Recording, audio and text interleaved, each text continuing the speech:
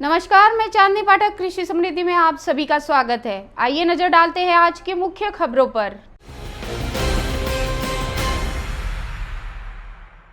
राज्य के स्वास्थ्य मंत्री राजेश टोपे ने कहा है कि राज्य में बड़े पैमाने पर टीकाकरण अभियान शुरू करने से पहले वह केंद्र सरकार से इन 2 कोविड-19 टीकों पर स्पष्टीकरण चाहती है, जिनके आपात इस्तेमाल की मंजूरी दी गई है। मंगलवार को टोपे ने कोविड-19 टीके की उपलब्धता पर कहा है कि केंद्र सरकार अगले 10 दिन में राज्य सरकार को बड़े पैमाने पर खुराक की उपलब्धता के बारे में बताएगी।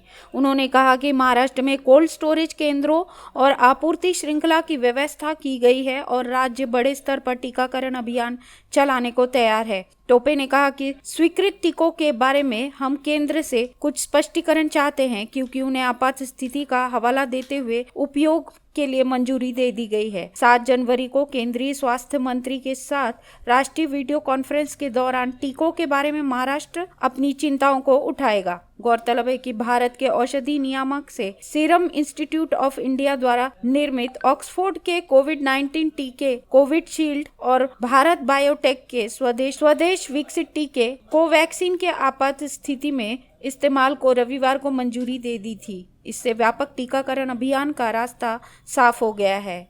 ब्यूरो रिपोर्ट, कृषि समृद्धि। विधानसभा में विपक्ष के नेता देवेंद्र फडणवीस ने भंडारा जिला अस्पताल के सिक न्यूबॉर्न केयर यूनिट में आग लगने से 10 बच्चों की मौत मामले में प्रदेश सरकार को असंवेदनशील करार दिया है। उन्होंने दोषियों के खिलाफ सदोष मनुष्यवध का मामला दर्ज करने की मांग की है। सोमवार को लोनावला में पत्रकारों से बातचीत में फडणवीस ने कहा कि हमें अपेक्षा थी कि मुख्यमंत्री उद्धव ठाकरे के दौरे से इस मामले में दोषियों के खिलाफ कार्रवाई होगी, लेकिन अब तक किसी भी व्यक्ति के खिलाफ कार्रवाई नहीं हुई है। पीड़ित परिवार को ज्यादा मदद भी नहीं दी गई। फडणवीस ने कहा कि अस्पताल के लिए मई में अग्निशामक उपकरण हेतु 1.50 करोड़ रुपए की मांग की गई थी, लेकिन सरकार 6 महीने तक इस प्रस्ताव पर कार्रवाई नहीं कर सकी। बिल्डरों के प्रीमियम और रेडिरेक्नर दर जल्दी ही कम कर दिए जाते हैं। सरकार अस्पताल को 1.50 करोड़ रुपए भी न दे सकी। फडणवीस ने कहा कि सरकार को विपक्ष के नेताओं की सुरक्षा में कटौती की बजाय भंडारा की घटना पर ध्यान देना चाहिए। भंडारा की घटना को लेकर शिवसेना के मुखपत्र सामना में पूर्व की भाजपा सरकार की आलोचना किए जाने पर फडणवीस ने कहा कि इसे असंवेदनशील कहते हैं। मैं यह कह सकता हूं कि पिछली सरकार में पूरे 5 साल तक शिवसेना के स्वास्थ्य मंत्री थे, लेकिन मैं ऐसा बिल्कुल नहीं कहूंगा। वे हमारी ही सरकार के थे। ब्यूरो रिपोर्ट, कृषि समृद्धि। मुंबई की 12 साल की दिव्यांग जिया राय ने अरब सागर में 22 किलोमीटर तैरकर अपना ही पुराना रिकॉर्ड तोड़ दिया है। जिया ने मुंबई के करीब अर्नाला फोर्ट के वसई तक की दूरी 7 घंटे 4 मिनट में तय की।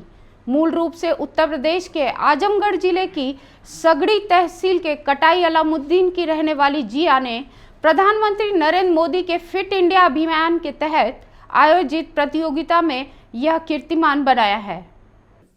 जिया ने सागर की ऊंची ऊंची लहरों के बीच सुबह 6:50 पर तैराकी शुरू की थी और 7 घंटे 4 मिनट में 22 किलोमीटर की दूरी तय करते हुए दोपहर 1:54 मंजिल पर पहुंच गई। इस प्रतियोगिता में जिया के साथ तैराक प्रभात कोहली, कार्तिक गूगल, राकेश कदम, शार्दुल ने भी हिस्सा लिया। राज्य के नगर विकास मंत्री एकनाथ शिंदे ने जिया सहित अन्य प्रतिभागियों को सम्मानित किया। जिया ने इसके पहले फरवरी 2020 में एलिफेंटा द्वीप से गेटवे ऑफ इंडिया के बीच 14 किलोमीटर की दूरी तय कर एक रिकॉर्ड बनाया था। जिया ने यह दूरी 3 घंटे 27 मिनट में पूरी की थी। जिया की उपलब्धियों को India book of world record में और लिम्का बुक ऑफ रिकॉर्ड में भी शामिल किया गया है।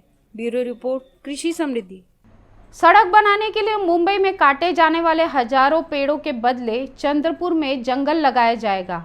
मुंबई महानगर पालिका ने ताड़ोबा अंधारी बाग परियोजना के पास ही 19.50 हेक्टेयर जगह खरीदकर वन विभाग को हस्तांतरित कर दिया है।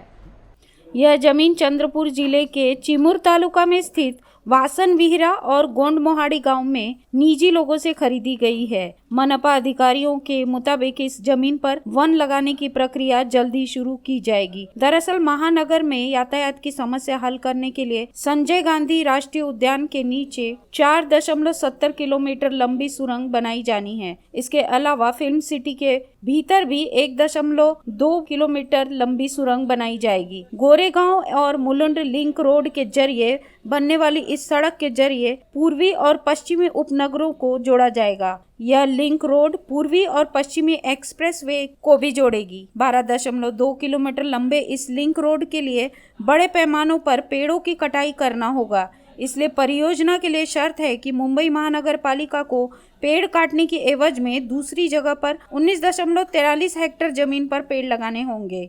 इसलिए चंद्रपुर जिले में वन लगाने के लिए 19.50 हेक्टेयर जमीन ली गई।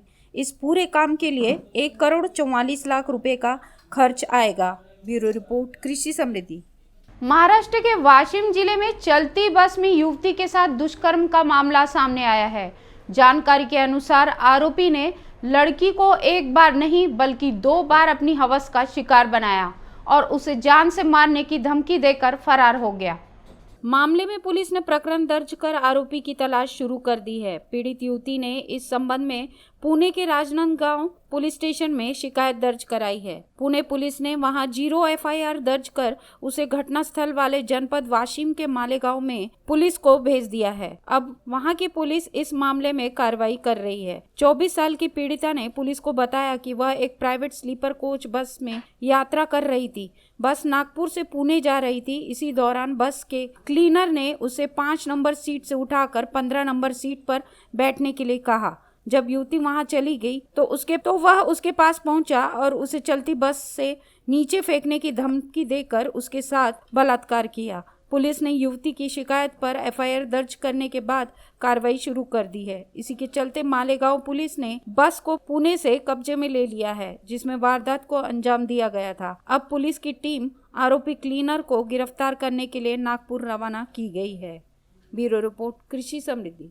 बीड़ जिले में बर्ड फ्लू ने दस्तक दे दी है। पिछले 2 दिनों में 22 कौवों की मृत्यु और उसकी जांच रिपोर्ट आने के बाद इसका खुलासा हुआ है।